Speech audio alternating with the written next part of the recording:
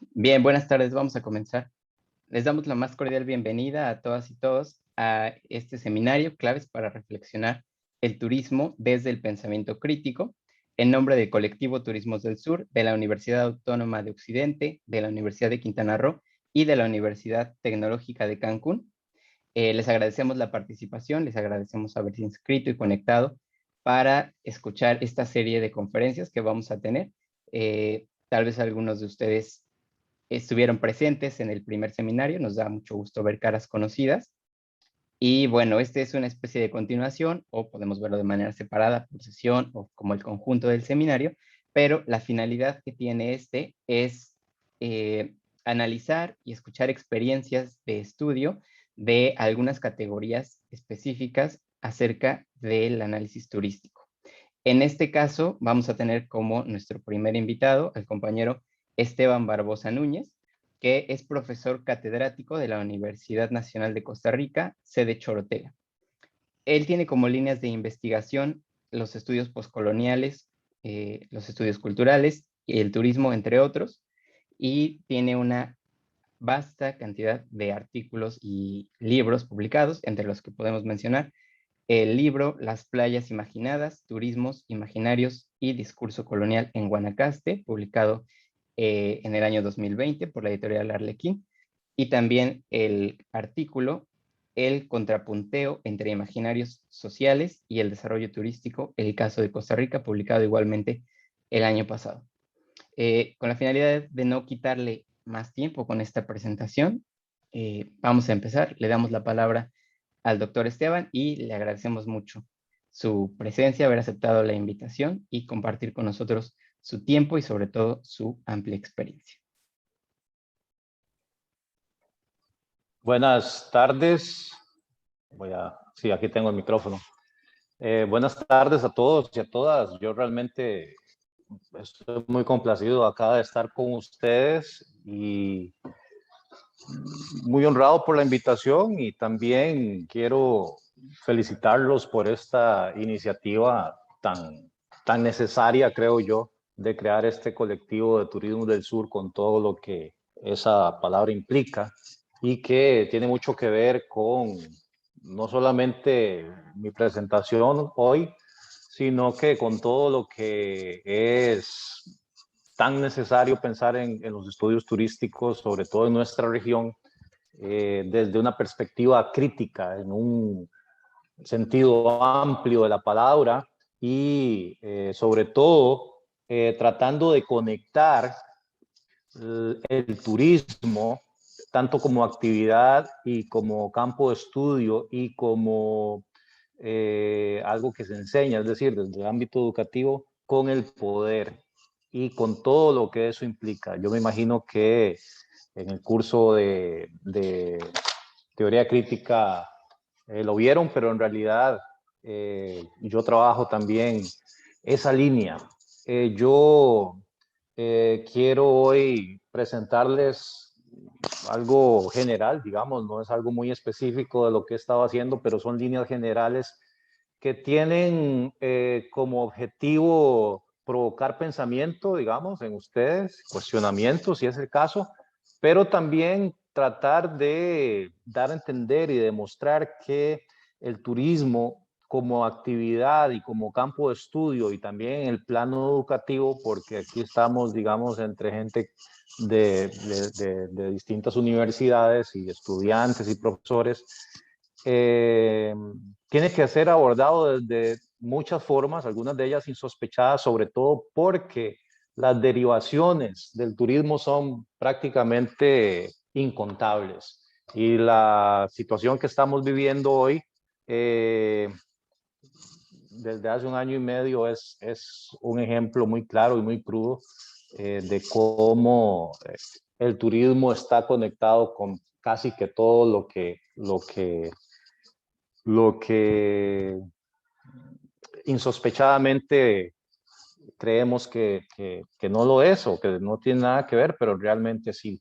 Y eso es lo que me lleva a mí a hablar de lo que quiero compartirles hoy, y voy a compartir una pantalla, una pequeña presentación que hice para hoy y que tiene que ver con esa beta que creo que para mí, bueno, obviamente a mí me parece muy interesante y que es muy poco o ha sido muy poco explorada en América Latina, en otros contextos y en otros idiomas, como en inglés, por ejemplo. Si ustedes van a Annals of Tourism Research y a otras revistas, otras publicaciones, sí se ha trabajado más el tema, pero a nosotros todavía nos falta bastante y creo que eh, esta iniciativa de ustedes viene de alguna u otra forma a tratar de encontrar esas conexiones.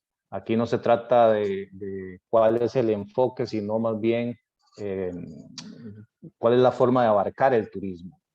Y en el caso mío, tanto en ese libro que citó, que se citaron ahora al principio, eh, como en otros artículos, he tratado de trabajar la cuestión de los imaginarios sociales y cómo los imaginarios sociales se conectan con el turismo, no solamente porque hayan símbolos instituidos en el turismo como playas y hoteles y todo este tipo de cosas que todos nosotros sabemos, monumentos, experiencias que tienen que ver con los imaginarios sociales y turísticos, sino también porque de alguna u otra forma los discursos que sustentan esos imaginarios y que no tienen en apariencia nada que ver con el turismo, realmente al final terminan moldeando las prácticas turísticas para bien y para mal. Y lo que quiero enfatizar el día de hoy, sobre todo para estar a tono con la propuesta de ustedes de Turismo del Sur, es la conexión entre los imaginarios sociales, el turismo y el poder, y todas las desigualdades persistentes que provoca. Entonces, más o menos decidí titular la conferencia de hoy así, los estudios turísticos desde el ámbito de los imaginarios sociales. Es decir, cómo yo puedo entender el turismo a partir de los imaginarios sociales.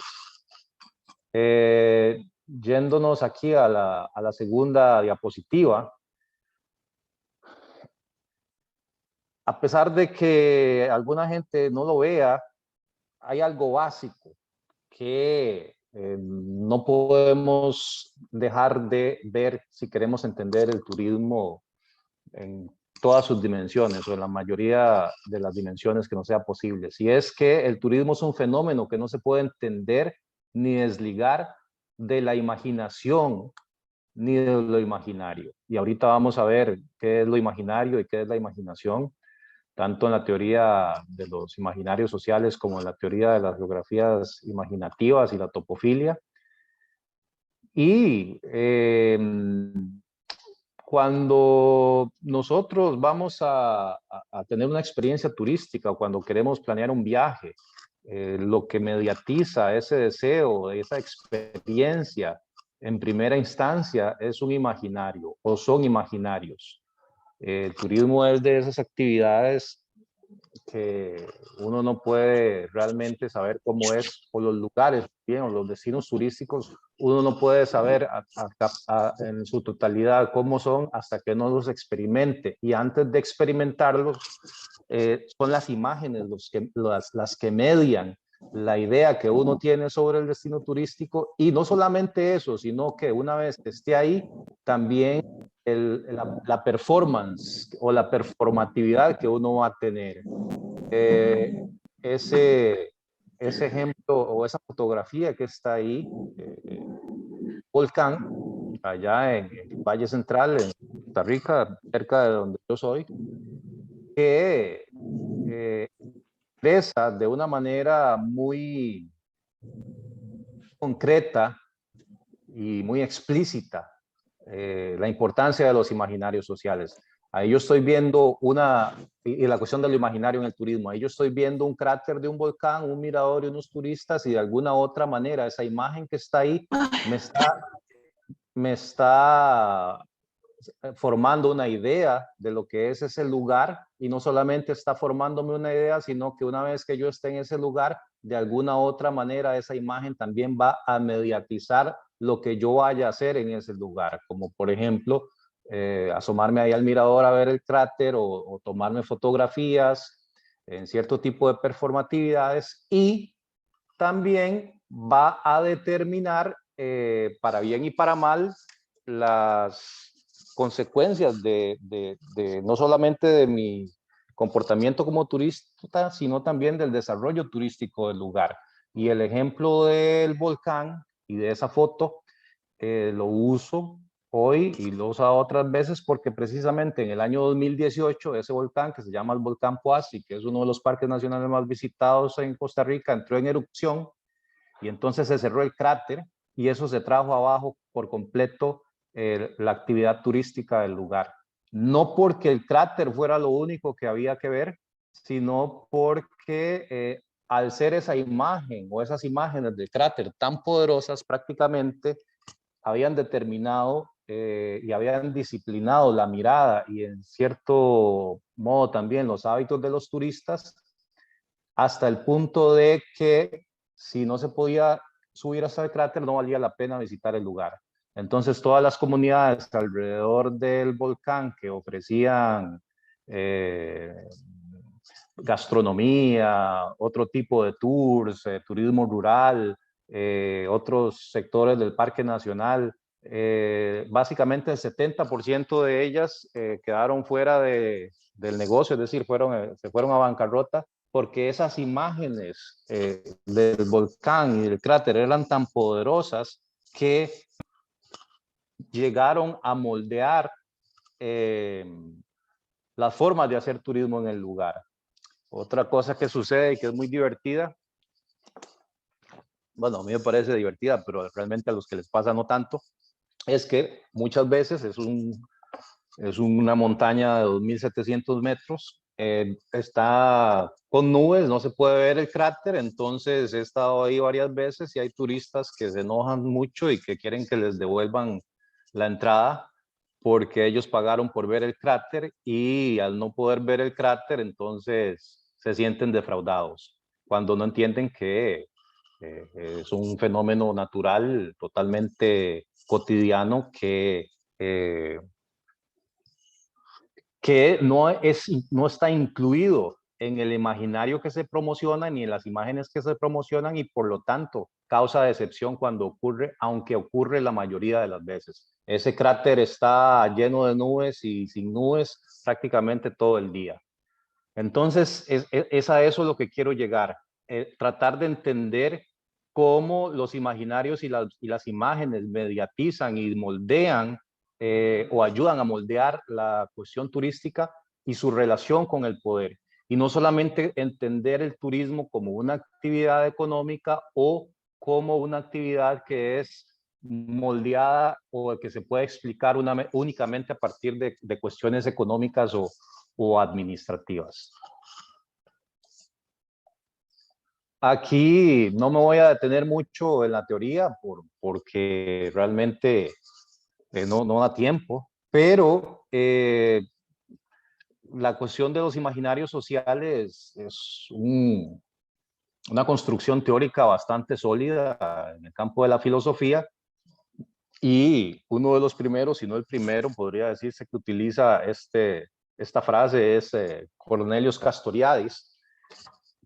Hay bueno, ustedes si ya han llevado los otros cursos o el otro curso, digamos, siempre ha habido un debate en la filosofía entre el idealismo por un lado y el materialismo por otro. Es decir, ¿qué es lo que determina el funcionamiento de una sociedad? Por un lado, las condiciones materiales en donde se desenvuelve y se desarrolla esa sociedad, o las formas en que esas sociedades se organizan a partir de las formas en que las mismas se imaginan. Digamos que históricamente en la filosofía ha habido una u otra vertiente de pensamiento, pero lo interesante de Castoriadis es que él afirma y él inaugura una línea de pensamiento en la cual dice que no puede existir una explicación de la historia ni una explicación del funcionamiento de las sociedades únicamente a partir de las condiciones materiales de esas sociedades.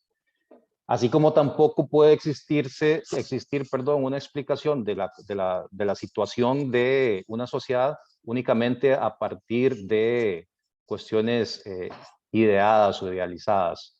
Lo que dice Castoriadis es que las sociedades se organizan a través de significaciones imaginarias instituidas de manera simbólica. Es decir, cómo nosotros imaginamos ciertas formas de convivir y las instituimos a partir de símbolos.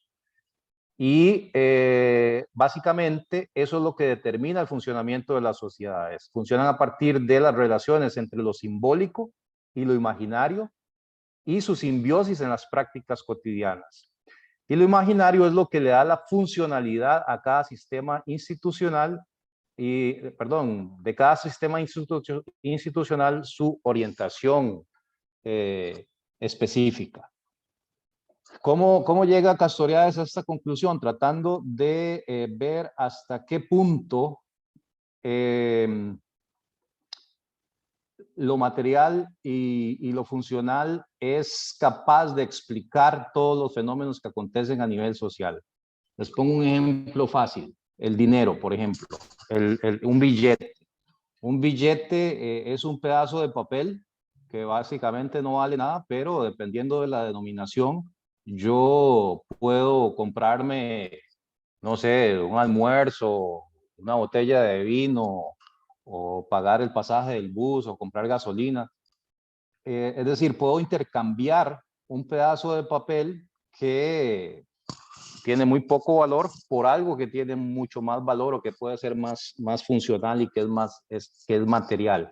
¿Por qué es que yo puedo ir a un restaurante y pagar con un billete un almuerzo? Porque ya existe digamos que una relación de confianza, y es una relación de confianza no solamente entre el camarero y yo, sino entre todo el sistema social en el que vivimos, que dice que yo puedo cambiar un pedazo de papel por algo de más valor. Ahora, ¿cómo es que nacen los billetes? Los billetes son las notas bancarias, digamos, que decía que uno podía cambiar eso en el banco por cosas que realmente tuvieran valor, como el oro o la plata. Y si nosotros vamos y nos ponemos a ver cuál es el valor del oro y la plata, también vamos a ver que llega el momento en que el valor que le asignamos a esos metales tiene que ver con cuestiones que nosotros imaginamos más allá de las propiedades mismas de esos metales. Si es cierto, son muy bonitos, brillan mucho, tienen que ver con la cuestión incluso biológica nuestra, de que nos gustaban las cosas brillantes en el pasado y que nos servían para distinguir las frutas maduras de las verdes y las venenosas de las que alimentaban. Pero llega un momento en que yo no me puedo explicar a partir de cuestiones puramente materiales qué puedo hacer yo con una pepita de oro o con algo de plata. Es decir, no me la puedo comer, no me sirve para nada más que un valor que nosotros mismos le hemos instituido y que lo puedo intercambiar por otros bienes. Lo mismo podríamos hablar de las leyes, de las constituciones, de los derechos laborales, cosas que ahora tomamos por sentadas y que las damos por verdades, pero que en otro momento no fueron imaginadas de esa forma. Es una manera, digamos, un poco ahí, tal vez la palabra banal no, es un poco simple de explicarlo, pero ya a nivel más teórico lo que dice Castoriadis es que llega un momento en que uno se encuentra con un magma, lo que él llama magma de significaciones. Imagínense, ahora que estamos viendo la imagen del volcán, es como que yo me vaya por dentro de ese cráter y hasta el fondo hasta llegar al magma.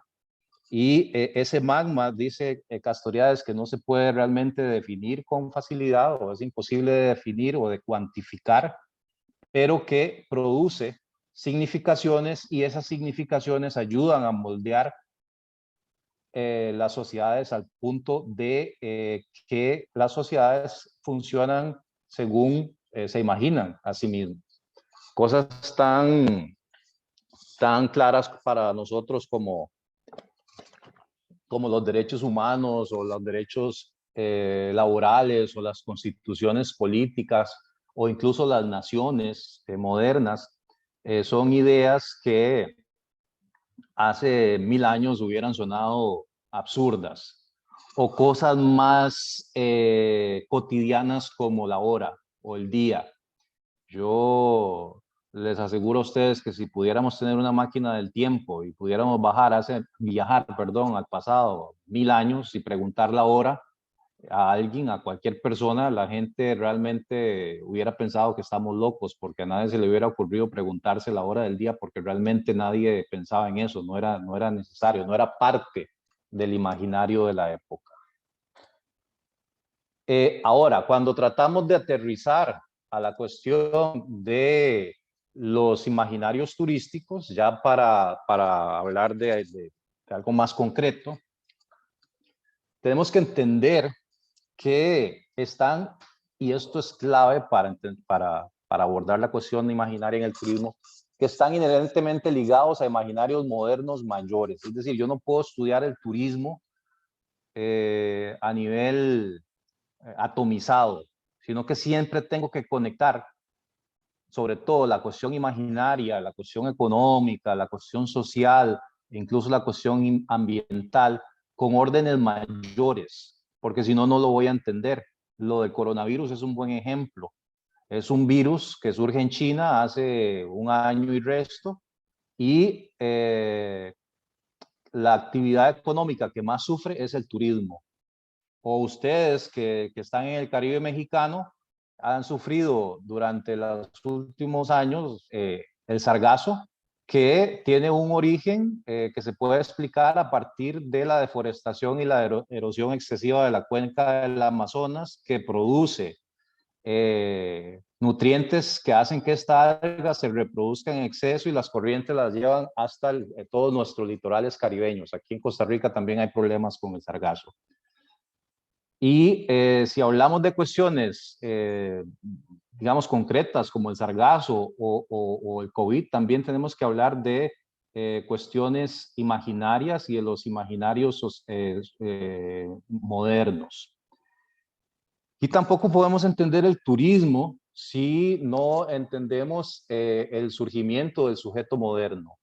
Hay un filósofo canadiense que se llama Charles Taylor, que habla precisamente de los imaginarios sociales modernos, y él habla de que ese sujeto moderno, que se imagina a sí mismo como un sujeto moderno occidental, se imagina autónomo, independiente de entes divinos, en este caso, digamos, el Dios judeocristiano, para explicar y modificar su contexto.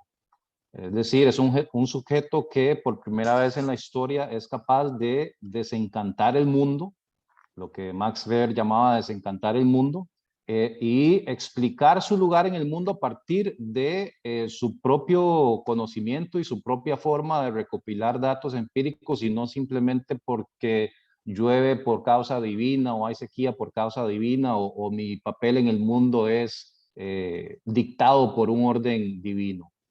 Y ese sujeto moderno tiene capacidad de innovación y de modificar el mundo, y muy importante para los efectos nuestros del turismo, tiene capacidad de viajar, de explorar, de conquistar y de narrar. Y ahí estamos hablando de algo específico que es, y ahora lo vamos a retomar, la conquista de América, la exploración del continente americano y luego de otros continentes en todos los procesos coloniales e imperialistas de los siglos XVII, XVIII, XIX, y el papel, digamos, de la exploración y de la narración en el forjamiento de ese sujeto moderno. Y el turismo surge ahí en ese contexto, y el turismo moderno. Y si nosotros queremos también entender el turismo a nivel de larga data, también tenemos que entender estos fenómenos históricos que acaecieron.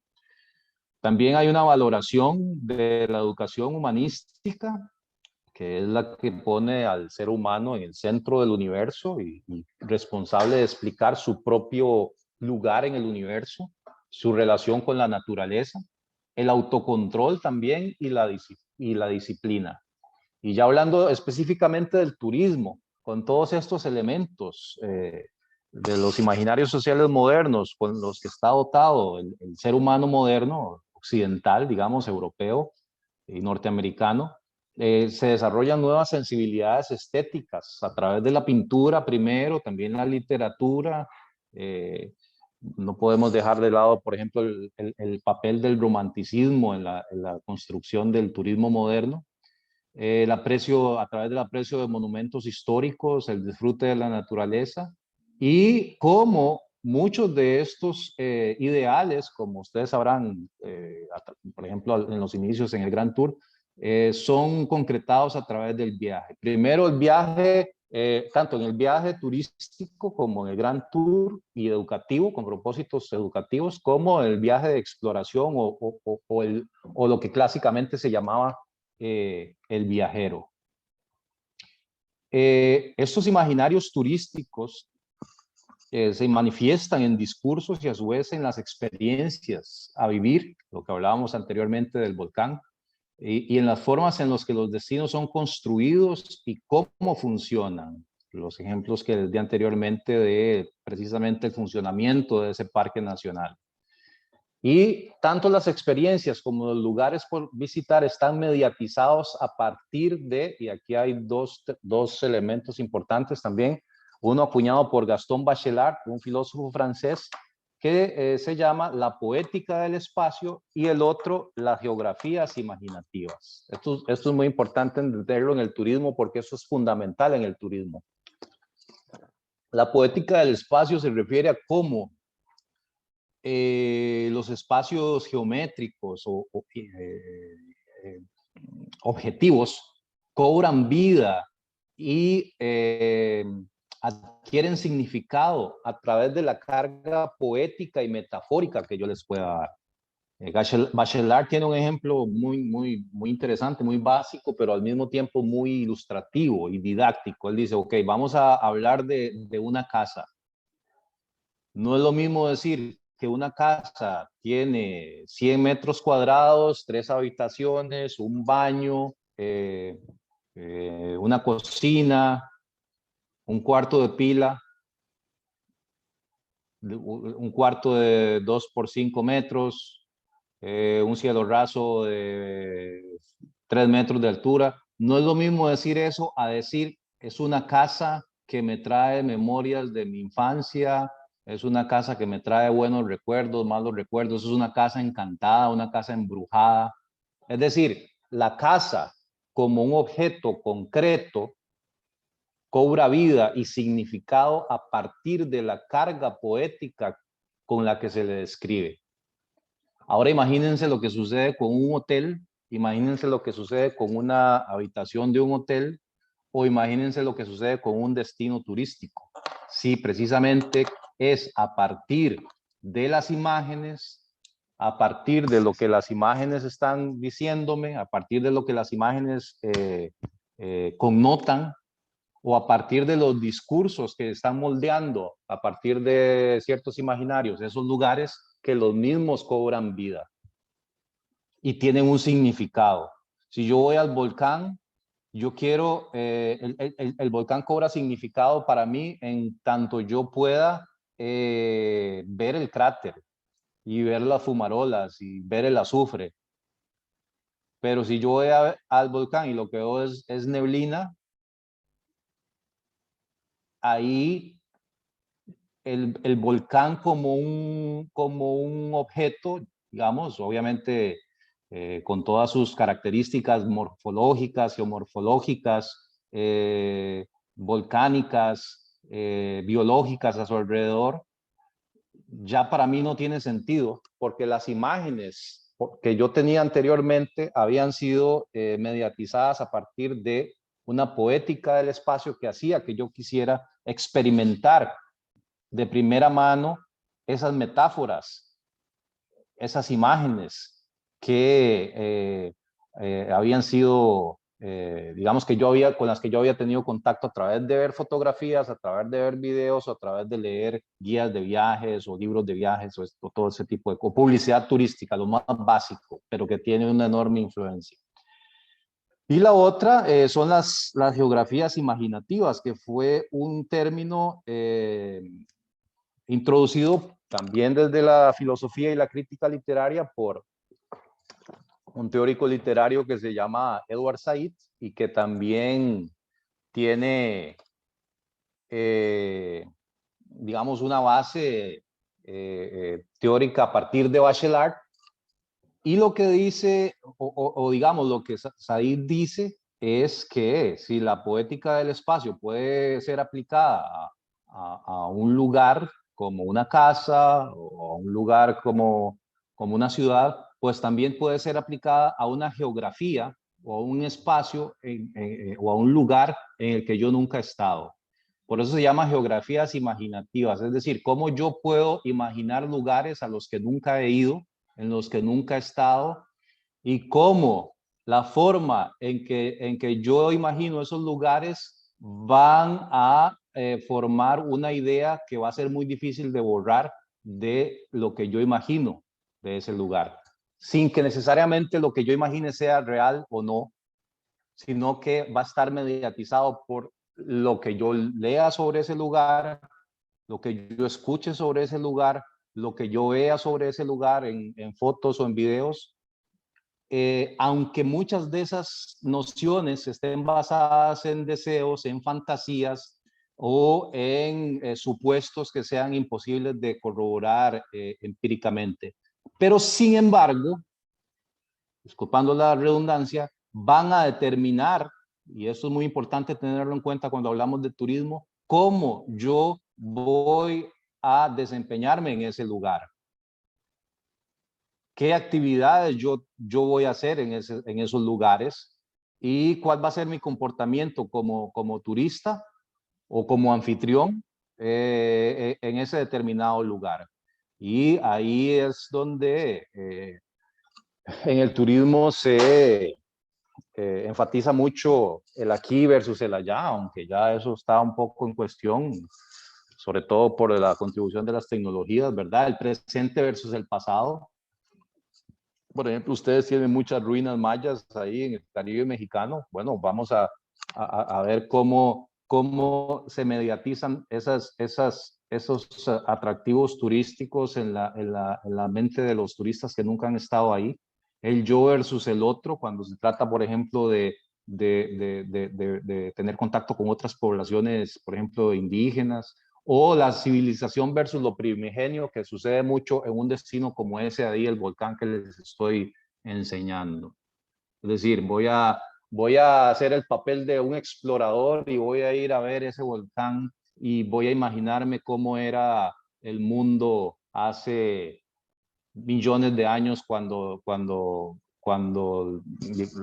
la Tierra se estaba formando. Ahora en La Palma, en Mallorca, este volcán que causó tanta destrucción ya se está convirtiendo en un atractivo turístico porque precisamente la gente quiere ir a ver eso, quiere ir a ver las coladas de lava. Siguiendo, entonces, hagámonos una pregunta básica que nos puede ayudar a conectar todo esto que he estado hablando con la cuestión del turismo y sobre todo en nuestra región, porque yo sí quiero hablar, digamos, a nombre de, digamos, no que ustedes están allá y yo estoy acá. Nosotros prácticamente pertenecemos a una misma región del mundo e incluso a una misma región dentro del subcontinente latinoamericano, ya sea Mesoamérica o ya sea la cuenca del Caribe, ¿verdad? Sobre todo porque muchos de ustedes están en el Caribe. Entonces, la pregunta que tendríamos que hacernos es, ¿qué fenómenos históricos han moldeado los actuales imaginarios turísticos regionales? ¿Y qué imaginarios sociales han contribuido a darle forma al turismo en la región? Porque recordemos que aquí tenemos que hablar de una imbricación o un entrelazamiento. No es que podemos solamente analizar el turismo a partir de fenómenos históricos, sino que también tenemos que entender que los imaginarios sociales y la cuestión imaginaria ha contribuido a moldear esos fenómenos históricos, ¿verdad? Es como en un doble sentido. Y aquí yo quiero aclarar, no lo dije al principio, pero es importante hacerlo, que ya cuando nosotros problematizamos la palabra imaginario o la cuestión imaginaria, no tenemos que confundirlo con la connotación que esa palabra tiene en el lenguaje cotidiano, ¿verdad? Como que es algo que no existe o que es una fantasía o una ocurrencia. No, las fantasías también tienen un efecto en nuestras realidades, en nuestras formas de entender el mundo y en el turismo, sobre todo en lo que nosotros hacemos en un destino turístico. Y eso tiene consecuencias, ¿verdad? Evidentemente, buenas y malas. Entonces, para mí es importante ponerle atención a la invención del Caribe y la emergencia de la otredad americana y el sistema mundo moderno como un elemento o como elementos fundamentales para responder esta pregunta tan larga. Y aquí se me olvidó terminar aquí el signo de interrogación, y que se las trae, ¿verdad? Entonces, hablando en ese doble sentido, para mí es importante la conquista de América y el surgimiento del sujeto americano. Digamos que eso es algo que ya yo he trabajado en otros trabajos, pero que lo quiero recalcar acá. El surgimiento del caníbal feroz y el buen salvaje americano desde la conquista. Estamos hablando de hace 500 años y cómo eso repercute en el turismo. Ahora lo vamos a ver. Recordemos que la modernidad, digamos, empieza a andar, no de un día para otro, pero empieza a forjarse hace unos 500 años, más o menos, no solamente con el descubrimiento de América, sino también con el Renacimiento y también con la introducción de esclavos africanos al continente, el surgimiento del capitalismo, todo este tipo de fenómenos que no se pueden estudiar aisladamente, sino que todos están interrelacionados. Si ustedes leen los diarios de Colón, desde las primeras entradas, digamos, no desde las primeras entradas del diario, sino desde los primeros contactos que él tiene con los nativos del Caribe, el 12 de octubre de 1492, pueden ver cómo se empieza a moldear esa otredad caribeña y esa otredad americana. Él habla, por ejemplo, del buen salvaje, bueno, no utiliza ese término buen salvaje, pero él habla de cómo los nativos americanos en las islas del Caribe que él visita son muy hospitalarios, les dan comida, les dan agua, les dan frutas, e inmediatamente él dice, esta gente es tan hospitalaria y tan pacífica que sería muy fácil hacerlos sirvientes. Voy a llevarme unos cuantos para enseñárselos a su majestad y para que aprendan a hablar y enseñarles la religión, porque parece que ni siquiera Dios tiene. Obviamente estoy parafraseando, así no se escribía hace 500 años, pero ustedes pueden ir a ver eso y bajarlo de internet, es muy fácil, los diarios de Colón. Ahora, vea qué interesante cómo hay una asociación entre la hospitalidad y la generosidad con la connotación servil, porque él inmediatamente dice, serían muy buenos sirvientes. Al mismo tiempo, Colón imagina el caníbal, que es una palabra que también aparece por primera vez escrita en los diarios de Colón. Anteriormente se decía antropófago del griego, y caníbal sí es una palabra caribe que evidentemente surge a partir de la interpretación que los españoles podían hacer del lenguaje de los nativos, porque ni ellos hablaban el arawak, ni los nativos hablaban español. Entonces Colón escucha de unos nativos que vivían en otras islas y que venían de vez en cuando a hacerles guerra a los nativos que Colón contacta, y Colón empieza a imaginarse a estos nativos como muy feroces y que comían carne humana. Evidentemente la cuestión del canibalismo es una cuestión que sí se ha estudiado mucho y se ha demostrado que existía, pero no realmente como lo describió Colón ni como lo describieron los cronistas españoles. Hay ya, digamos, investigaciones antropológicas e históricas muy recientes que tratan de entender el canibalismo o la antropofagia desde la perspectiva de los pueblos nativos, digamos, la cuestión ceremonial y todo ese tipo de cosas. Y no simplemente como que era gente, este salvaje caricaturesco que se dedica a comer carne humana como en este grabado de la izquierda. Colón describe en los diarios cómo eran estos caníbales, a pesar de que él nunca los ve, pero según él, él está transcribiendo lo que le dicen los indígenas, a pesar de que él no entiende el idioma. Entonces ustedes van a ver que dicen que eran hombres que solamente tenían un ojo en la frente o que eran hombres con cabeza de perro y que eran muy feroces. Es decir, toda esta imagen que se hace Colón del nativo americano, tanto el servil como el caníbal, tiene mucho que ver con su propia imaginación, con sus propios valores y con su noción de lo que era, de lo que eran las antípodas o lo más lejano, digamos, a la civilización europea en ese momento, según mitos medievales. Es decir, aquí no hay una cuestión empírica, una cuestión trazable, una cuestión concreta. Sin embargo, vean el efecto que tienen estos discursos. Y aquí no estamos hablando de dos tropos diferentes, no estamos hablando de que uno es el buen salvaje y el otro es el nativo feroz. No, los dos son caras de la misma moneda.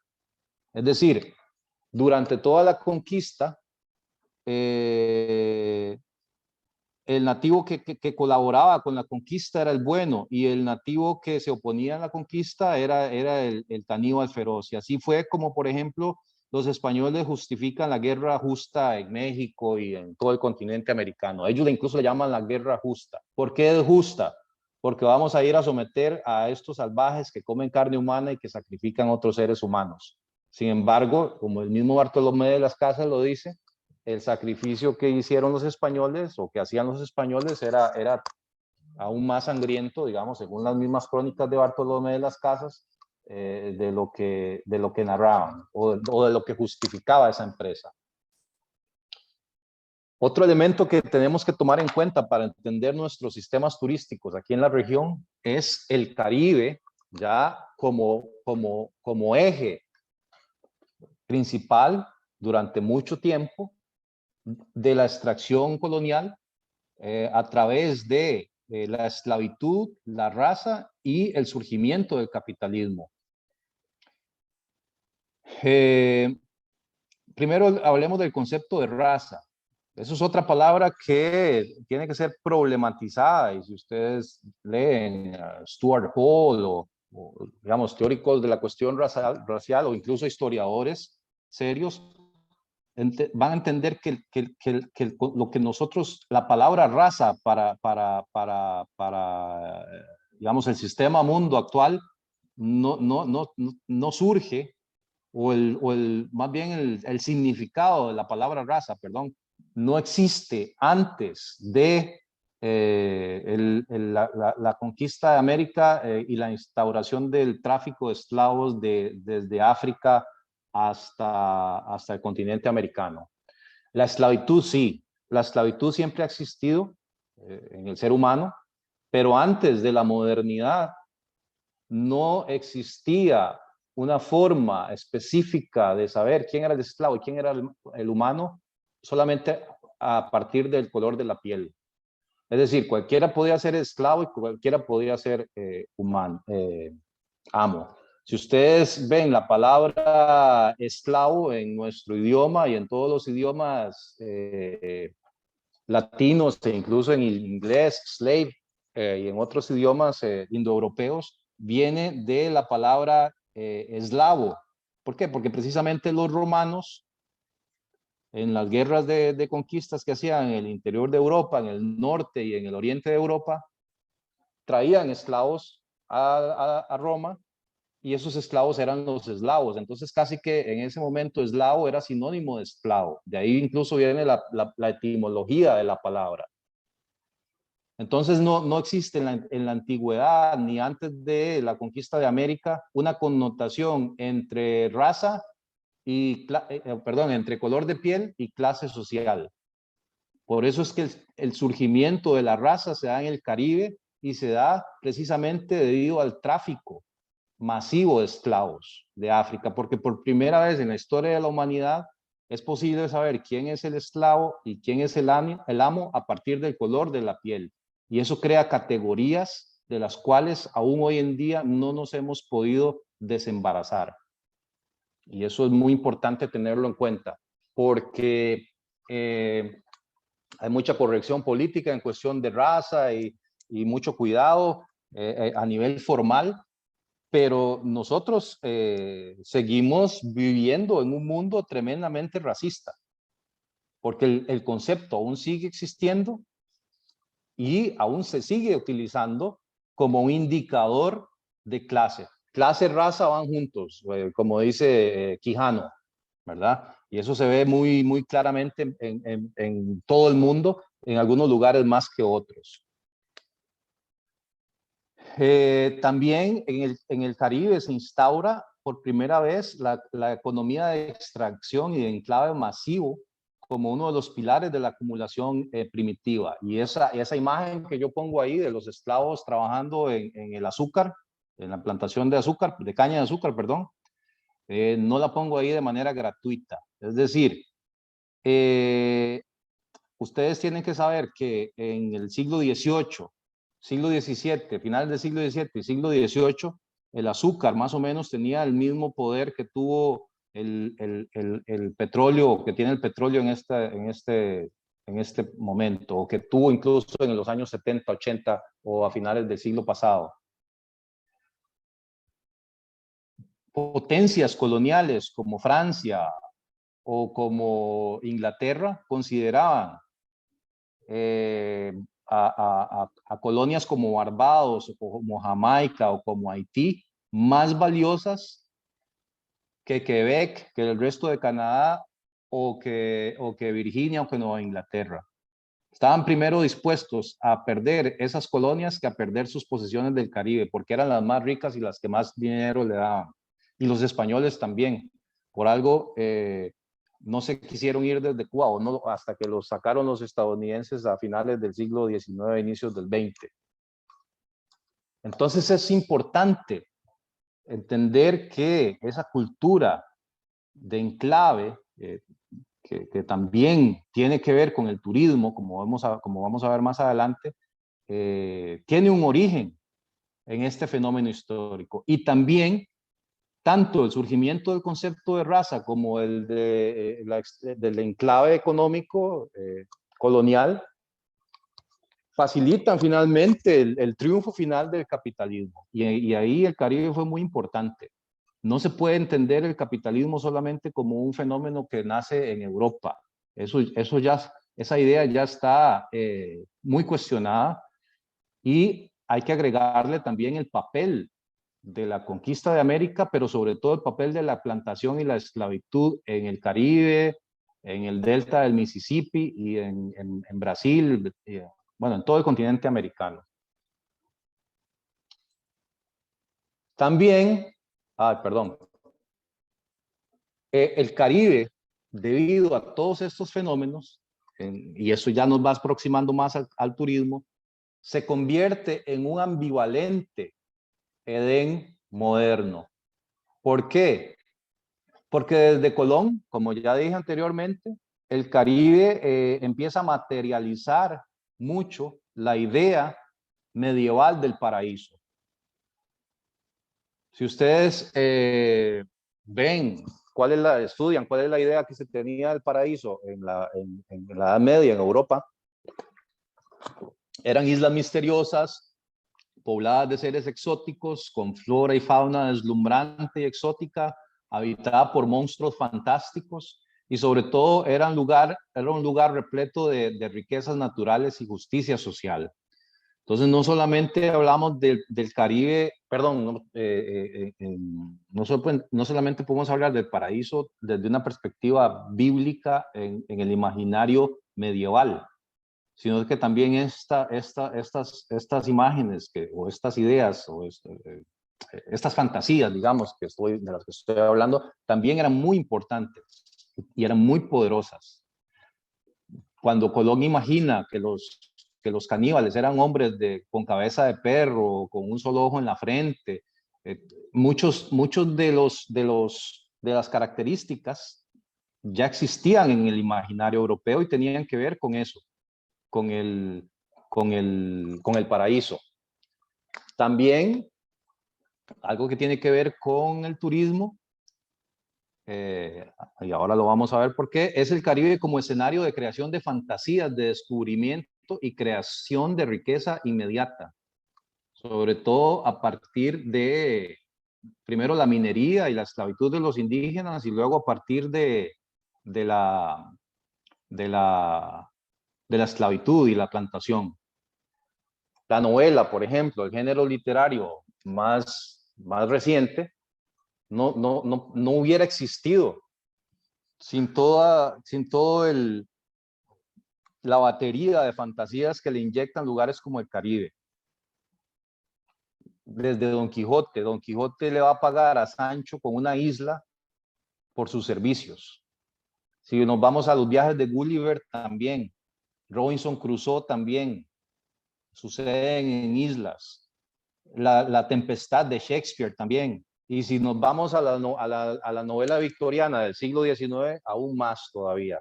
Son lugares en donde se puede descubrir y sufrir mucho, pero al mismo tiempo también se puede uno convertir en una persona poderosa y rica, precisamente a partir de las unidades de producción que suceden en la realidad.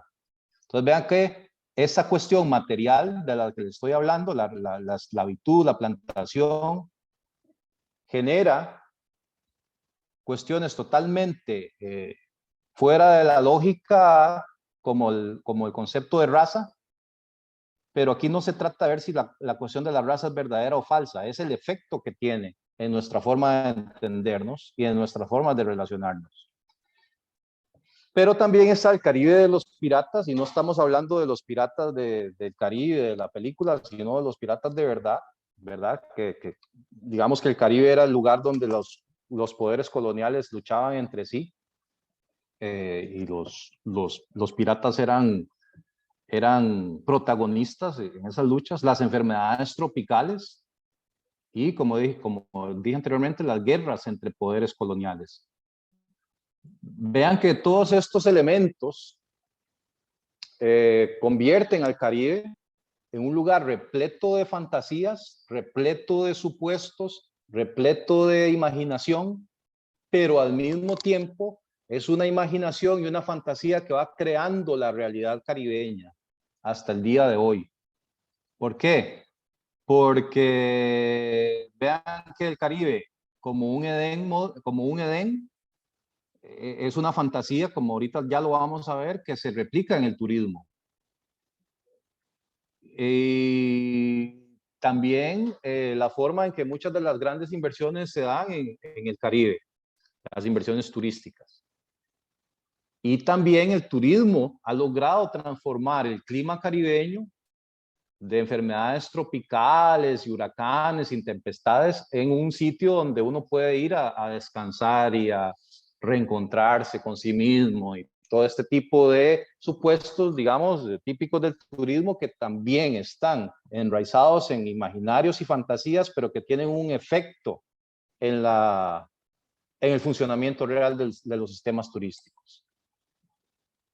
Veamos ya la parte concreta en el turismo, ya casi vamos a terminar. La resignificación del Caribe turístico y el legado de los imaginarios coloniales. Lo más obvio es el sol y la playa como nuevos enclaves, y eso lo han estudiado muy bien colegas nuestros como Ernest Cañada, como Alejandro Palafox, como Antonio Aledo, gente Allen Cordero aquí en Costa Rica, gente que ven como el enclave azucarero o el enclave minero de la época colonial, sobre todo colonial tardía, se transmuta en el enclave hotelero de sol y playa, porque operan básicamente de la misma manera. El enclave es cuando un poder ajeno enclava un lugar y extrae los recursos económicos de ese lugar y lleva sus ganancias a otro lugar. Y tiene un origen colonial en el siglo XIX, en África y en la India, los ingleses, los franceses, los holandeses. Y en el siglo XX se transmuta toda esa idea del enclave en el turismo. Eso no solamente es la cuestión económica lo que ayuda a entender eso, es la cuestión imaginaria también que hace que sea no solamente aceptado, sino normal, que nosotros veamos que haya habido muchos lugares en nuestra región que hayan sido única y exclusivamente construidos a partir de los intereses de este tipo de consorcios y este tipo de actividad económica, digamos, de transferencia. También la exploración del paraíso, el papel del explorador y conquistador resignificado, y eso tiene mucho que ver con un país como Costa Rica, que se anuncia como el país sin ingredientes artificiales y de la naturaleza primigenia y los volcanes y las playas desiertas y todo este tipo de cosas. El solo decir Costa Rica, el país sin ingredientes artificiales, ahí estamos poniendo a funcionar toda una maquinaria imaginaria que incita a una performatividad turística en la cual yo como turista voy a ser un explorador, conquistador, pero en el siglo XX o en el siglo XXI. Experimentar las sensaciones de los grandes exploradores del pasado, pero como turista, digámoslo así. Y eso tiene consecuencias en la parte del funcionamiento real. Y finalmente el encuentro con el otro, puede ser caribeño, puede ser indígena, puede ser cualquiera, y cómo en ese encuentro hay remanentes del deseo colonial. Bueno, la primera, que es el sol y la playa como nuevos enclaves, vemos cómo se construyen los espacios en forma de enclave, tanto económico como espacial, que fue lo que acabo de explicar. El espacio, al igual que muchas otras cosas que tienen que ver con el turismo y con la arquitectura en general, primero tiene que ser imaginado. Yo no puedo construir una casa si primero no la imagino y no la dibujo en un plano, ¿verdad? Entonces, esa foto que está ahí es muy ilustrativa, es aquí a 1 hora donde yo vivo, son 2 hoteles Rio que están juntos y están enclavados en un lugar lejos de las comunidades locales y sin ningún contacto con las comunidades locales. Yo puedo llegar a ese hotel viniendo de otro país, quedarme 10 días ahí, todo incluido, y no tener ni siquiera conocer el pueblo más cercano, y menos ir a un supermercado o a un restaurante, porque ahí está todo. Eso produce una centralización de la economía global a través de la inversión extranjera directa, al contrario de lo que se cree. Estos investigadores que yo les cité anteriormente, Cañada, Aledo, Cordero, han estudiado muy bien eso. Palafox en el Caribe nuestro querido colega que ya no está con nosotros. Y también eso genera mucha dependencia y vulnerabilidad a los vaivenes de la geopolítica global, como lo estamos viendo ahora. No hay una actividad más dependiente de, o más susceptible, perdón, a los vaivenes geopolíticos internacionales que el turismo de enclave. Y también genera conflictividad socioambiental. Yo no puedo entender ni cómo se construyen los espacios, ni cómo se centraliza la economía global, ni cómo se genera dependencia, ni cómo se genera conflictividad social, no lo puedo entender cabalmente si no tomo en cuenta la cuestión imaginaria. ¿Por qué? Porque la cuestión imaginaria sanciona este tipo de construcciones. Cuando digo sanciona, me refiero a que las autoriza, digamos, las justifica ideológicamente. No solamente a nivel de construcción y a nivel de inversión, sino también ante los ojos del turista. Yo voy a ir a meterme ahí para convertirme en un pequeño rey por una semana y tener a todo el personal de servicio a mis pies. Eso es una fantasía turística que tiene que ver mucho con el sol y la playa. Entonces está bien entender estas cuestiones que yo estoy poniendo acá y que tienen que ver con la cuestión concreta, pero esa cuestión concreta también tiene una explicación a partir de lo imaginario. El otro es la otra fantasía que les había puesto y que ahora quiero explicar, es el descubrimiento del paraíso. Es decir, el papel del explorador conquistador resignificado. Pongo en México la foto aquí de la pirámide, porque ahí se están reviviendo, recordemos lo que yo había dicho anteriormente, un sujeto moderno que tiene capacidad de explorar, que tiene capacidad de moverse, que tiene capacidad de narrar, de ver, de registrar ese pasado. Y también en el caso de países como Costa Rica o Panamá, que tienen una publicidad turística más enfocada a la naturaleza. Es decir, yo voy a ir a ver ese lugar primigenio para ver cómo era el mundo antes de la llegada de la civilización, en ese tiempo antropológico en el que está el que tiene el raciocinio de ver, narrar, explorar, y el otro que no puede más que ser narrado y explorado y juzgado. Eso es una performance muy común en nuestra región, y eso incluye a los habitantes locales, a la fauna y flora local, y también a la cuestión arquitectónica de los grandes monumentos como en México, como parte de la mercancía turística. Y si eso no se da de una manera, o sea, si ese tipo de performances solamente se basan en fantasías o fantasías coloniales, evidentemente hay también consecuencias controversiales. Y la última es el encuentro con el otro y los remanentes del deseo colonial. El deseo colonial es una cuestión que han estudiado mucho antropólogos y teóricos de los estudios postcoloniales y coloniales y estudios culturales, que es también algo que surge en el Caribe. El Caribe como escenario de fantasías transgresivas de índole sexual,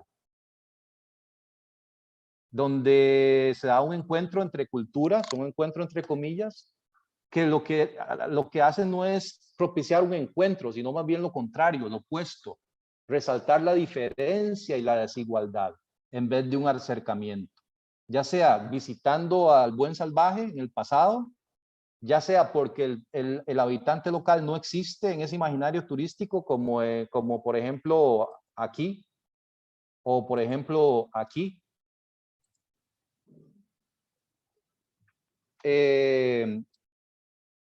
O bien a través del turismo sexual, ¿verdad? El turismo sexual, ya sea hombres que van a buscar mujeres o mujeres que van a buscar hombres, porque es otra cosa que tenemos que entender.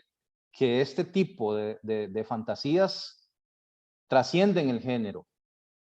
La cuestión de género tiene que tomar en cuenta digamos, esta variable para entender cabalmente el asunto. Porque la cuestión del turismo sexual no es algo que solamente se puede explicar a través del patriarcado, de la disparidad de género. El turismo sexual en el Caribe, en nuestra región. También está la cuestión racial, también está la cuestión de las fantasías coloniales. Por algo, digamos, el turismo sexual femenino en el Caribe ha sido muy estudiado. Yo les puedo pasar artículos, si les interesa el tema, en el cual se ve que no es una cuestión de género lo que determina el asunto, es una cuestión de poder adquisitivo en la cual el otro se mercantiliza, es una mercancía más. Y ese encuentro no está promovido por un encuentro genuino, digamos, a pesar de que el turismo sexual femenino se le llama turismo romántico, este tipo de cosas. No, no es así. Es una cuestión que también tiene que ver con fantasías coloniales, ¿verdad? Y ya para terminar, y con esto termino, más bien, perdón, me llevo como 50 minutos ya.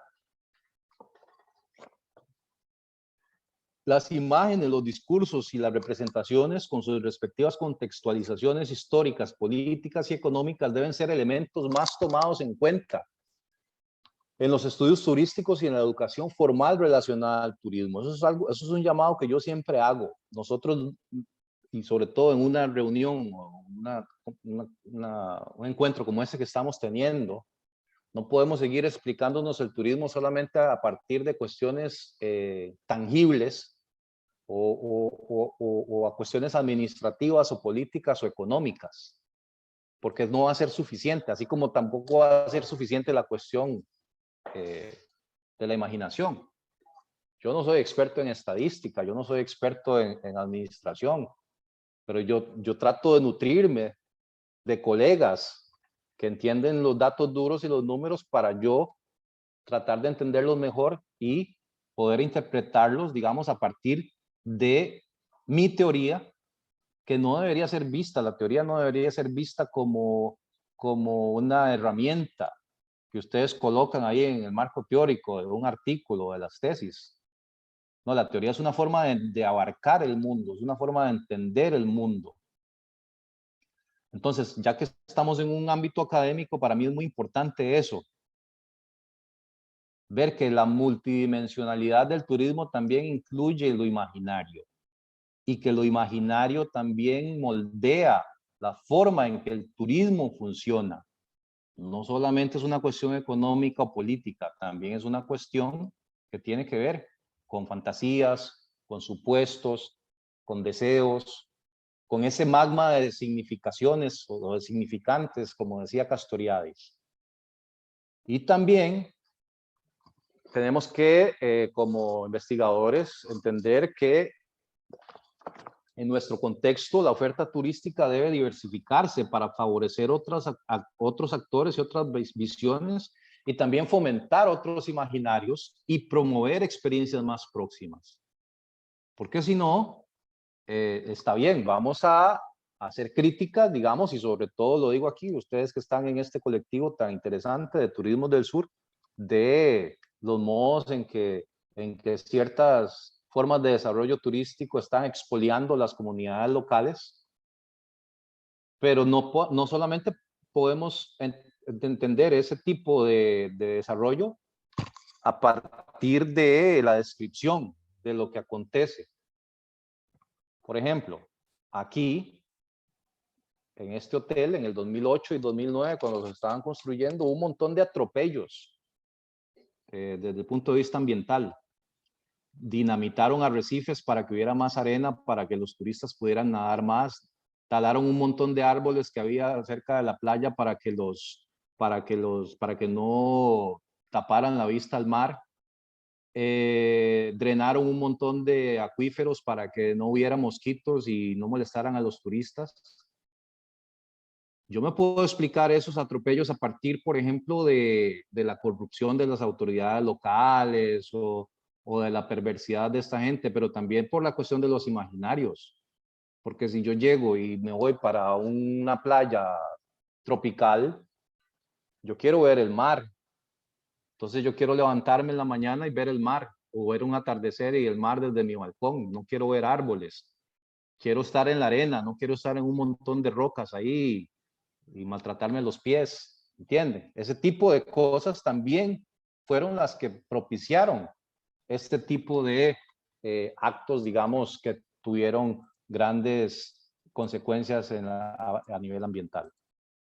Ahí está mi contacto formal, ese es mi correo y esa es mi página web, en academia.edu, ahí pueden encontrar toda mi producción y estoy para servirles. Yo creo que ya es hora de que pare para ver si quieren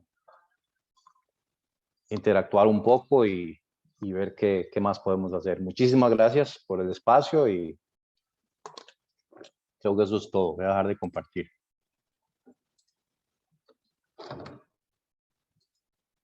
Listo.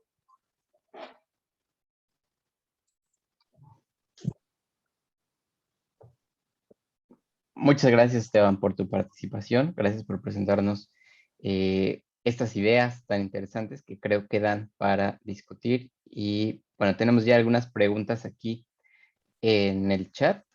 Nicté Peña mencionó, cuando estabas explicando los ejemplos de cómo se construye el imaginario, mencionó que si otro ejemplo podría ser el desarrollo de la denominada época de oro del cine mexicano, en el caso particular de mi país, de México, los charros, Acapulco, las haciendas, la música y las fiestas. Total, sí, claro, por supuesto, es un buen ejemplo. Para mucha gente que no conoce México, cree que México es el Tenampa.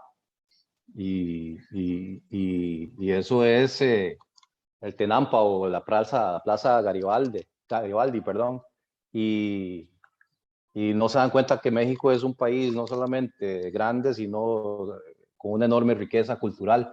Pero la época de oro del cine mexicano caló tan hondo en el imaginario de toda América Latina, y no solo América Latina, también en Estados Unidos. Recuerden la época de oro de Acapulco y todo esto, que al día de hoy sigue siendo parte, digamos, de las asociaciones que se hacen a primera vista de un país tan grande y diverso como México. Gracias. Otra pregunta es de Alma Ivonne Marín. Ella cuestiona, ¿cuál es el vínculo que existe entre los imaginarios sociales y la cuestión de hegemonía? Muy bien, muy buena pregunta. Antes de responderle a Alma, para decirle a Nicté que sí, que precisamente son símbolos. Se institucionalizan en símbolos concretos, digamos, y esos son buenos ejemplos. Ok, sobre todo en cómo se propagan. Si ustedes han visto un poco, digamos, de teoría crítica y la cuestión de la hegemonía que viene, sobre todo, digamos que hay dos grandes referentes ahí. Uno es Antonio Gramsci, el filósofo marxista italiano, y el otro es, bueno, hay muchos referentes, pero yo me voy a enfocar en dos porque si no, no acabaríamos nunca. Y el otro es Michel Foucault.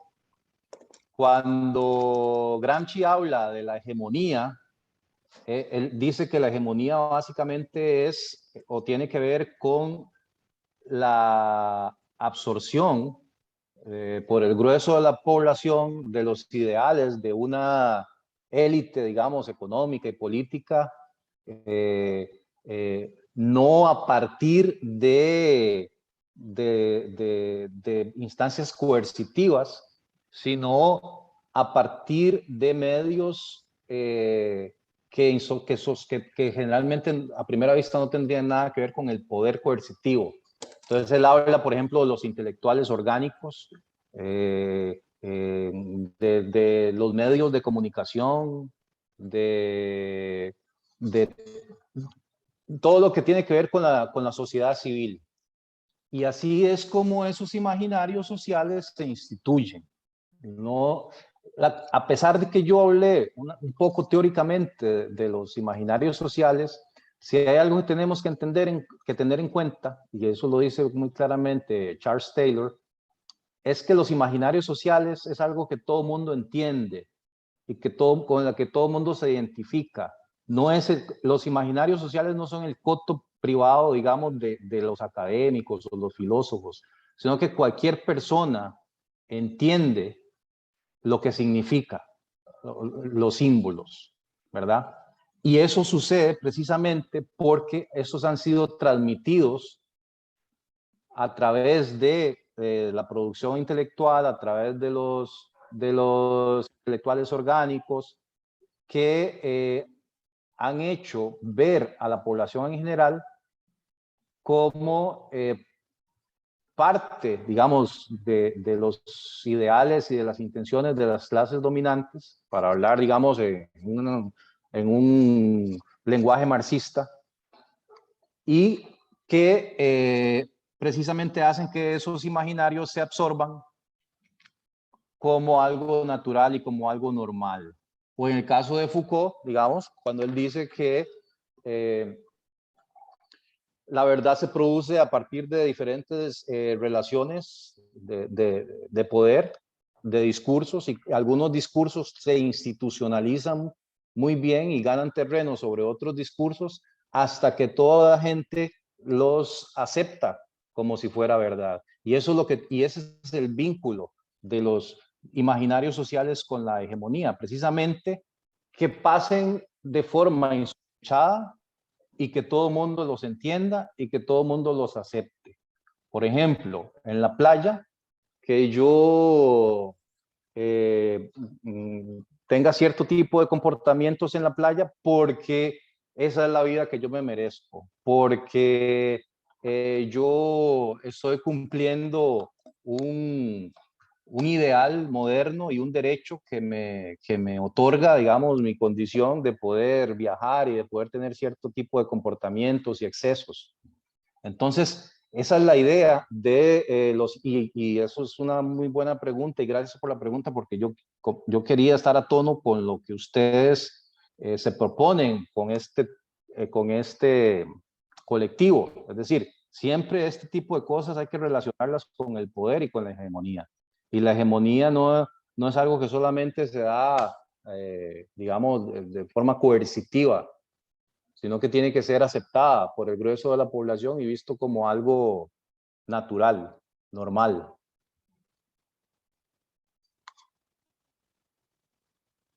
Muchas gracias, doctor Esteban. Voy a intervenir rápidamente porque quería justo preguntar relacionándolo con esto. En estos términos, ¿la sustentabilidad podría configurarse como un imaginario social? Justo en esos términos de la hegemonía, del poder, etcétera, como esta pues, cuestión de consenso. Sí, porque la sustentabilidad que deviene del concepto de desarrollo sostenible y sostenibilidad y todo eso surge en los años 80 con el informe de Brundtland de las Naciones Unidas, y es un discurso muy poderoso porque precisamente surge de arriba hacia abajo. La sustentabilidad o la sostenibilidad, no me voy a entrar en las referencias, realmente no es mi tema, pero sí soy muy crítico, digamos, de cómo se utiliza esa palabra y cómo se utiliza ese término. Tiene un origen muy específico y muy trazable en una esfera muy específica y muy privilegiada de la política mundial y de la academia, que favoreció precisamente su distribución como un discurso en todo lado y su aceptación hasta el punto de convertirse precisamente en un discurso hegemónico que puede ser utilizado para justificar casi cualquier cosa. Yo he escuchado términos como minería sostenible, he escuchado términos como pesca de arrastre sostenible, y es una una palabra, y me van a disculpar la expresión, pero muy prostituida en ese sentido, pero tiene esa difusión y esa circulación tan fácil y tan difundida y que sirve para justificar casi todo, precisamente porque es algo que surge precisamente de una esfera política, económica, cultural y académica muy hegemónica. No es una cuestión que se le ocurre a la gente, digamos, de abajo, a las organizaciones de base, sino que es algo que se les impone y tiene que ver también con la economía de transferencia.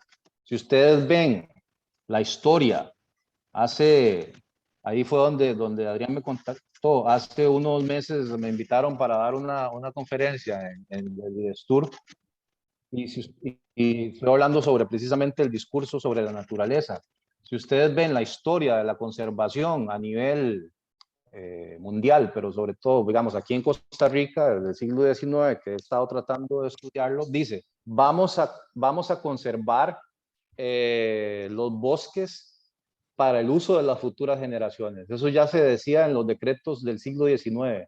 Si ustedes leen esos decretos del siglo XIX y inicios del siglo XX, no solo en Costa Rica, sino en otros países, me imagino que en México también, en Estados Unidos, cuando se crean los parques nacionales, es exactamente lo mismo que dice la Declaración del Desarrollo Sostenible. Vamos a conservar y a utilizar racionalmente los recursos naturales que están a disposición de las generaciones futuras. Pero ¿quiénes son las generaciones futuras? Son los que tienen el control sobre esos recursos. Y ese es el problema del concepto de desarrollo sostenible, es hegemónico. ¿Por qué? Porque en ningún momento cuestiona el capitalismo, que en sí hace un uso irracional de los recursos naturales y hace que tengamos un comportamiento suicida. Ayer estaba leyendo un artículo, no sé a dónde, uno lee un montón de artículos en las redes sociales por día, de que si un extraterrestre pudiera venir y hacer un estudio etnográfico sobre los seres humanos, nos describiría como unos bichos tan extraños que nos estamos comiendo nuestra propia casa.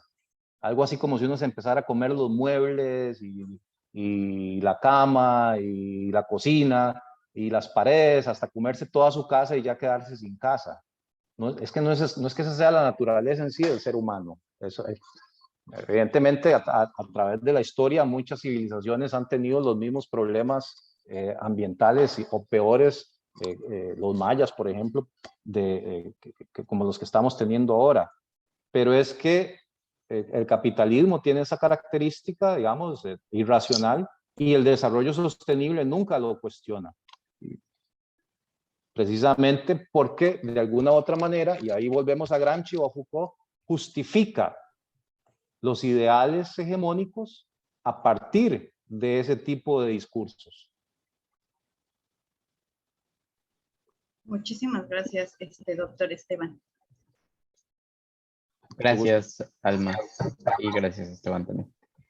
La siguiente pregunta es de Ángel Calvario. Él dice, doctor Barbosa, al inicio de la conferencia nos platicó sobre que sus líneas de investigación vinculan el análisis de los imaginarios sociales y el colonialismo. Me parece que esta relación de poder es más evidente en los enclaves turísticos de Sol y Playa. Mi pregunta es, ¿puede extenderse el análisis del imaginario y el colonialismo a tipos alternativos de turismo como el rural, indígena, de naturaleza? ¿Y en qué medida estos imaginarios turísticos imponen formas de construir comunidad desde fuera de las propias comunidades locales? Ok, sí, bueno, efectivamente, el discurso colonial y el análisis del discurso colonial tiene que ver con la idea de que la justificación ideológica del colonialismo y los enclaves coloniales y todo esto tiene que ver mucho con las geografías imaginativas de las que hablaba anteriormente, perdón, y con las formas de imaginar y de desear esos lugares y de proyectar los deseos de quien exploraba y de quien conquistaba. Cuando hablamos de el análisis de lo imaginario y el tipo de colonialismo a tipos alternativos de turismo, sí, claro. ¿Por qué? Porque si nosotros entendemos, si nosotros logramos entender que las formas en que yo imagino el destino turístico, las formas en que yo imagino las actividades en el destino turístico, las formas en que yo imagino a los habitantes locales y a los recursos naturales pueden influir en la forma en que ese destino turístico funcione, entonces es importante intentar otras formas de imaginar que sean precisamente contrahegemónicas, hablando ya de la relación entre turismo y poder. No necesariamente porque yo hable de turismo rural o turismo indígena o turismo de naturaleza voy a ser contrahegemónico. Aquí en Costa Rica el turismo ecológico en muchas partes del país también es muy controversial, no solamente porque mercantiliza la naturaleza, sino también porque desplaza poblaciones locales. Porque efectivamente es muy fácil hablar del turismo, de la relación evidente entre el enclave turístico del sol y la playa. Eso, digamos, ustedes ahí lo han estudiado mucho en el Caribe mexicano. Pero lo más importante que creo yo para que las formas hegemónicas de imaginar los destinos turísticos y de construir el turismo, los espacios turísticos no se impongan o no prostituyan o no avasallen, digamos, este tipo de etiquetas, digamos, turismo indígenas o comunitario, rural, es precisamente imaginar otro tipo de experiencias. Para mí esa es la clave. Porque no se trata de decir, ok, aquí vamos a hacer aquí vamos a hacer turismo rural y esa va a ser la panacea. No, por sí solo no.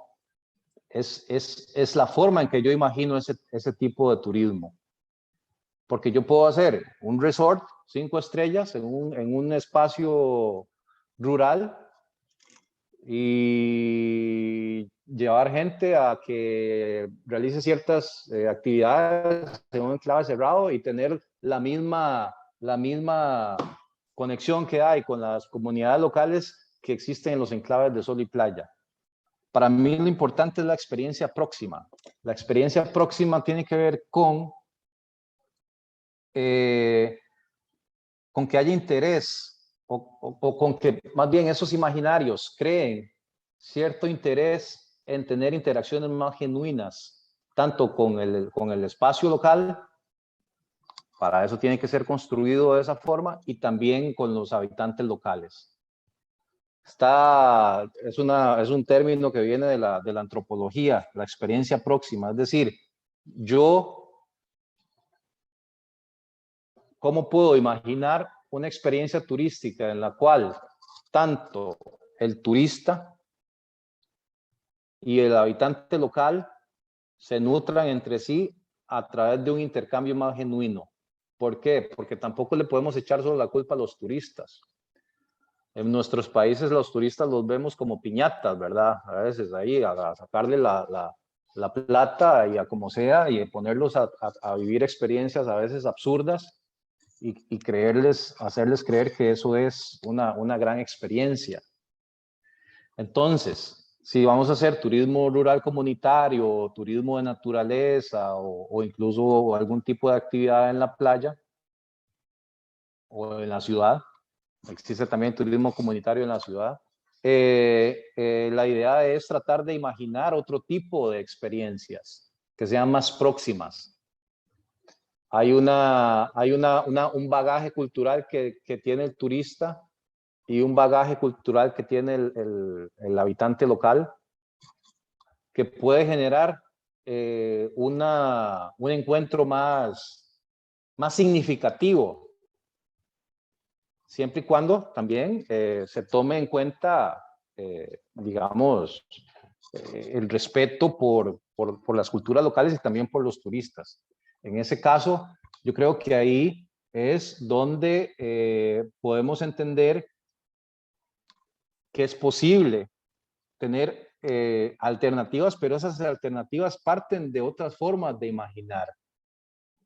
Si yo sigo imaginando el volcán como lo único que yo voy a ir a ver en el Parque Nacional, estoy haciendo turismo de naturaleza, estoy haciendo turismo ecológico, entre comillas, pero no estoy tomando en cuenta absolutamente nada, ni la parte local, ni la cultura local, ni me importa, digamos, cuál va a ser el impacto que yo voy a tener en ese lugar.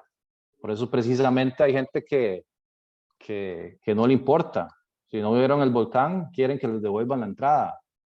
Entonces, la idea es tratar de imaginar otro tipo de experiencias en las cuales el intercambio sea más genuino, más auténtico. No podemos hablar de auténtico porque eso es otra cosa y es otra palabra que no vamos a discutir hoy, pero sí más auténtico y más genuino y sobre todo más próximo. Gracias. Voy a aprovechar que me parece que se liga con el tema. Me voy a saltar unas preguntas, ahorita regreso a ellas. Pero Mariela pregunta, Costa Rica se ha distinguido a nivel mundial como un destino de turismo alternativo. El ver que causaron tanto destrozo para instalar 2 hoteles de cadena me lleva a preguntarme, ¿será entonces que ahora el imaginario del desarrollo turístico en Costa Rica se está viendo influenciado por el turismo de sol y playa y terminarán migrando a ese modelo? Lo que pasa es que no, realmente no es que Costa Rica se haya destacado por desarrollar el turismo alternativo. Es que Costa Rica ha sido un país increíblemente exitoso en hacerle creer al mundo que logramos desarrollar el turismo más bondadoso que existe en la faz de la tierra, que eso es precisamente lo que yo discuto en el último libro, que por cierto yo se los pasé ahí en PDF por si lo quieren compartir, que se llama El Escaparate Verde. Es decir, cómo precisamente la proyección de todos estos imaginarios que tiene la gente países turismo ecológico, turismo de naturaleza, conservación, el país más feliz del mundo, el país más bello del mundo, todos esos rankings absurdos que salen todos los días y los cuales el gobierno hace un eco estruendoso, sirven precisamente de escaparate que no deja ver otras realidades. Y en ese sentido los imaginarios sociales, los imaginarios turísticos son muy poderosos porque lo mismo que hablaba,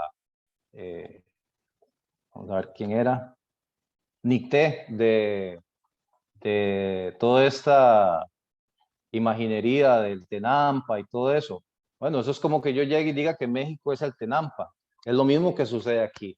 Aquí hay una tremenda conflictividad turística y una tremenda conflictividad ambiental en otras actividades económicas como los agronegocios, que precisamente no trascienden a nivel internacional o incluso muchas veces a nivel local, gracias a todo ese capital simbólico que el país ha logrado acumular en 30 años de estar repitiendo que somos el país sin ingredientes artificiales y de la cantidad de dinero que nos hemos gastado en promoción a nivel internacional. Ustedes van a cualquier feria de turismo en Estados Unidos o en Europa y van a ver que los stands de Costa Rica son tan grandes como los stands de países como México, como Brasil, que son países gigantescos comparados con nosotros.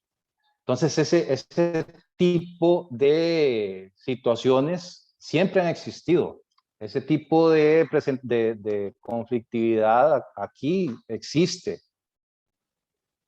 pero es silenciada precisamente por esa imagen tan positiva, digámoslo así, que tiene el país. Y eso es otra cuestión de los imaginarios que hay que tomar en cuenta. Es decir, cómo algunas imágenes son tan poderosas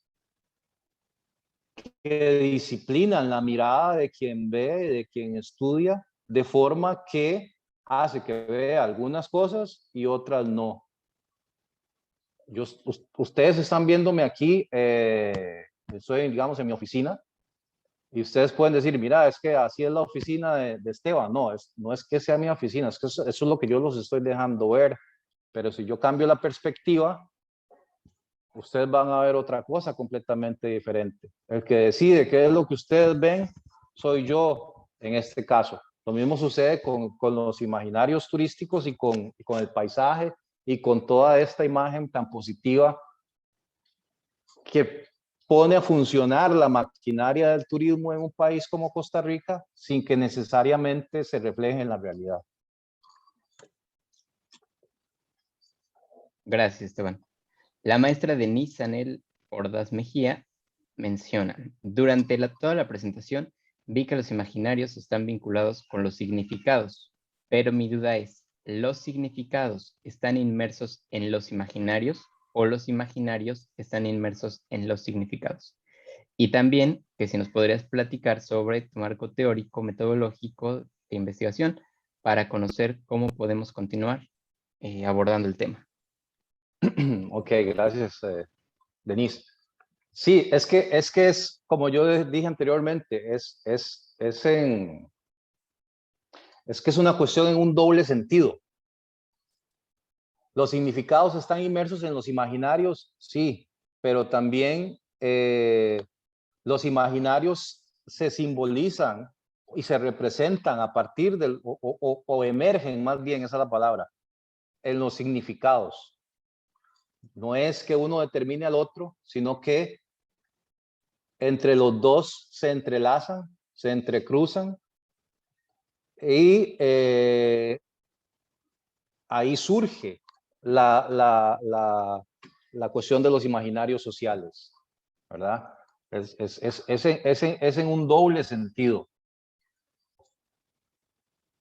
Y la segunda, bueno, yo lo que hago, bueno, mi marco teórico tiene que ver con imaginarios sociales, tiene que ver con geografías imaginativas, tiene que ver evidentemente con análisis del discurso colonial, con estudios culturales.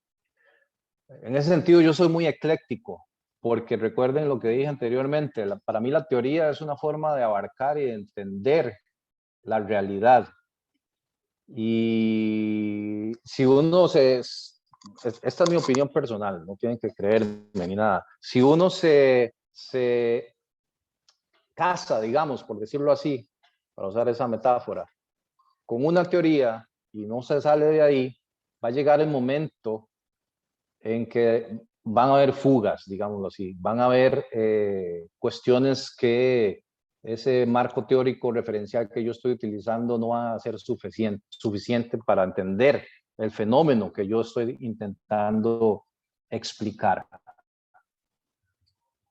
En mi caso, yo tengo formación en literatura y en estudios culturales, y ambos campos también, tanto a nivel teórico como a nivel metodológico, son muy eclécticos. A mí me gusta mucho estudiar imágenes, entonces ahí utilizo mucho métodos de análisis iconográficos, y también, precisamente por mi formación en literatura, me gusta mucho estudiar textos. Entonces, también me gusta ver cómo los discursos se expresan a través de textos a partir de los análisis textuales que yo hago, utilizando muchas veces herramientas del análisis literario. Si yo si yo analizo una novela o un poema, y si yo estoy analizando un libro de viajes que habla sobre turismo o una guía de viajes, estoy analizando un texto. No es clara la frontera entre uno y el otro. Nunca ha sido clara la frontera entre la literatura y la no literatura, por decirlo de alguna manera. Y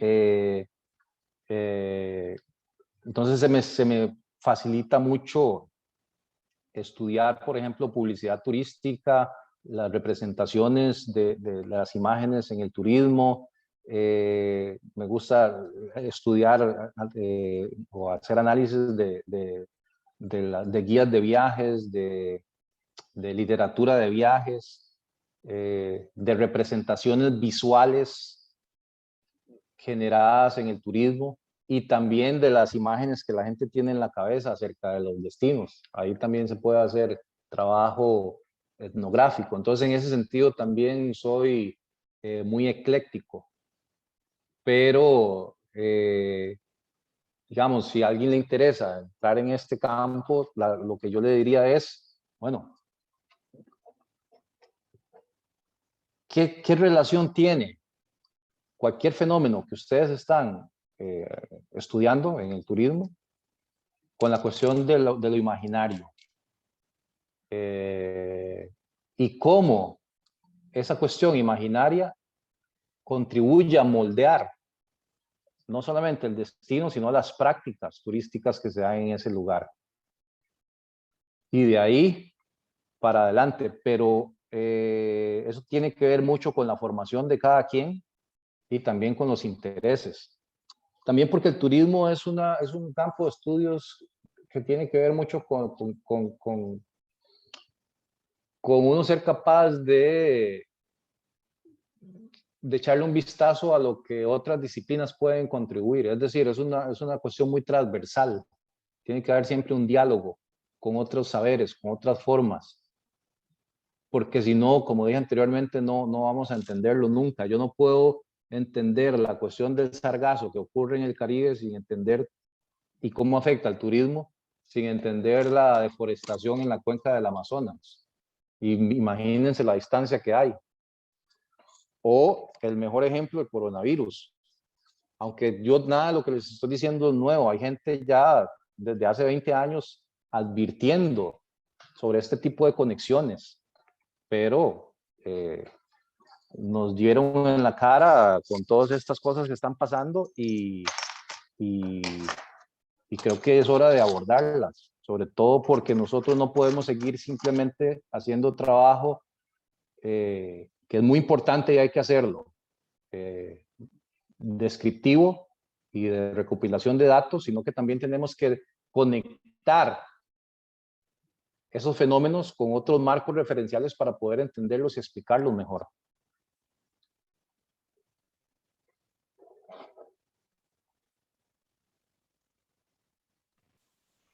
Gracias, Esteban. La última pregunta que tenemos es de Erika Cruz y ella dice, doctor Esteban, nos diste un ejemplo bastante interesante sobre la construcción del imaginario del Caribe, pero como producto de un proceso de construcción histórica. Sin embargo, en el turismo también encontramos construcciones intencionadas, modernas, capitalistas, que no necesariamente responden a sucesos históricos. ¿Cuál es tu opinión al respecto? Bueno, digamos, a nivel macro, a mí me gustaría saber cuáles son esas construcciones modernas y capitalistas y que no necesariamente responden a sucesos históricos, porque cuando yo estoy hablando de todos estos fenómenos, estoy hablando precisamente de fenómenos premodernos y durante la modernidad, ¿verdad? Es decir, la modernidad no es el siglo XX. La modernidad, digamos, empieza a gestarse hace 400 años, 500 años incluso, y termina, digamos, de moldearse más o menos como la conocimos en el siglo XX, a partir de la Revolución Industrial y el siglo XVIII, siglo XIX. Entonces, habría que ver qué es lo que entendemos por moderno, ¿verdad? Moderno es una palabra que nosotros utilizamos mucho en el lenguaje cotidiano, como yo puedo decir, este teléfono es muy moderno, pero en el lenguaje académico que nosotros estamos hablando, moderno incluye los últimos 300 años también. Y también incluye el capitalismo. porque es decir, no son cosas que surgen de un día para otro, son cosas que se van gestando durante procesos que duran años, 100 años, 150 años, 200 años, y desembocan en las formas en que entendemos el mundo hoy. Entonces, básicamente es muy difícil encontrar construcciones intencionadas, modernas y capitalistas que no tengan que ver con estos procesos históricos. Realmente a mí no se me ocurre ninguna.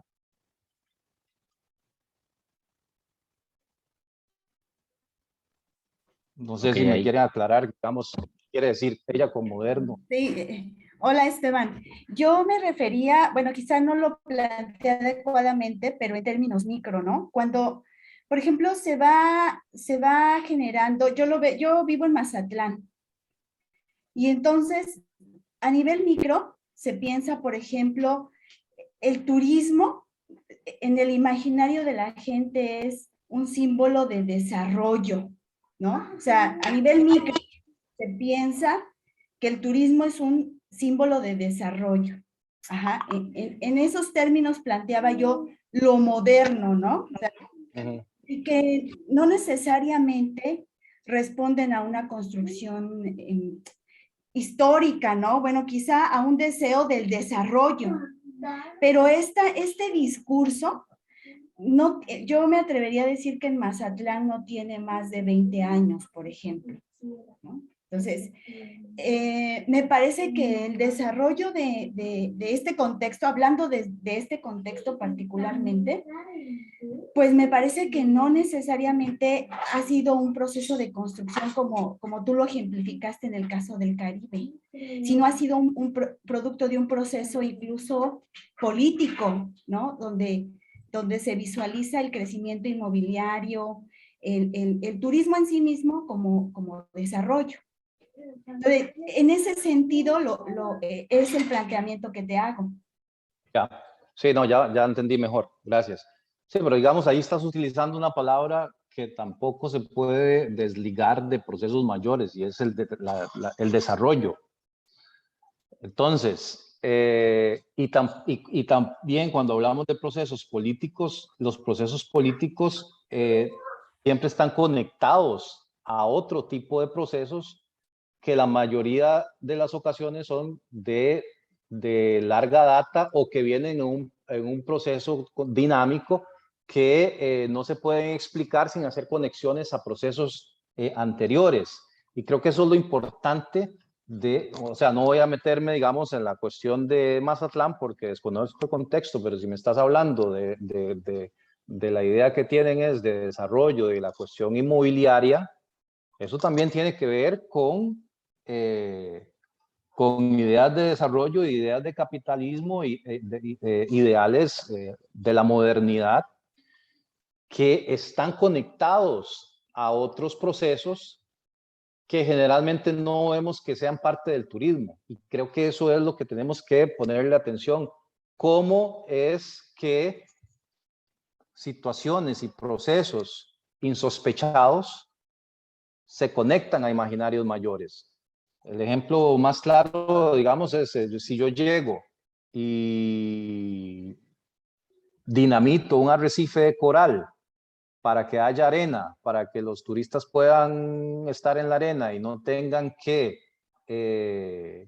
maltratarse los pies cuando están en el mar, usted puede decir, bueno, pero eso qué tiene que ver con la cuestión histórica, y qué tiene que ver eso con la cuestión macro. Bueno, es que precisamente yo no me quiero montar en un avión y viajar 5 horas para ir a Costa Rica a meterme en una playa que no calce con lo que yo imaginé que era una playa tropical. Entonces ahí es donde vemos, donde establecemos la conexión y donde somos, digamos, capaces de analizarla de otra situación. A mí me gustaría, digamos, que luego podemos intercambiar correos y todo para que me den más detalles, pero yo estoy casi seguro, digamos, con solo que me hable de conceptos como política, desarrollo, la cuestión inmobiliaria, eso tiene que ver con formas de imaginar el turismo que devienen de de escenarios de larga data y conectados con formas de imaginar. Ahí lo que estamos haciendo es imaginando cómo tiene que ser el desarrollo, por ejemplo. Muy bien, muchas gracias. De nada. Gracias, Esteban. Ya nada más para cerrar, tenemos un comentario de Omar Cantún. Él dice: buenas noches, doctor Barbosa. Le agradezco la presentación. Es un tema muy importante para mí. Soy estudiante y quisiera relacionarme con el turismo rural. Tomo esta información muy valiosa para seguir desarrollándome. Muchas gracias por la invitación. Saludos y buenas noches. No sé si pudieras compartirnos tu contacto otra vez, ponerlo quizás en el chat. Sí, voy a poner en el chat. Muchas gracias, Omar. Qué bueno que es que estoy viendo aquí. Esteban, voy a escribir Barbosa Núñez. Mientras Esteban pone su correo, le recordamos que en el chat también pueden encontrar la liga para registrar su asistencia. Ya está, Ya les esteban.barbosa.nunes. paso mi página. De acuerdo, pues no me queda más que agradecerte, Esteban, y agradecerle a todos y todas por haber estado en esta primera sesión. Le recordamos que van a ser 4 la próxima semana. El 11 de noviembre vamos a tener al doctor Alfonso González Damián de la Universidad de Quintana Roo, que nos va a hablar sobre actores sociales en el turismo, individualidades, colectividades y escenarios. No sé si quisieras agregar algo más, Esteban. Bueno, ahí les puse mi página web y realmente yo les agradezco mucho a Adrián y a todos los demás por la invitación y les deseo lo mejor en este proyecto que están iniciando, y cuando quieran podemos seguir en el diálogo, en la conversación. Ojalá pronto nos podamos ver, que se pueda hacer este tipo de encuentros ya más físicos, y ahí está mi contacto y ahí está mi página, y ahí pueden tener acceso a todo tipo de materiales que he ido trabajando durante el tiempo. Muchísimas gracias por la invitación y estamos en contacto. Gracias por la paciencia, porque se me hizo largo, casi 2 horas. No, estuvo excelente. Muchas gracias. Que tengan buenas noches. Gracias, hasta luego. Muchas gracias, hasta luego.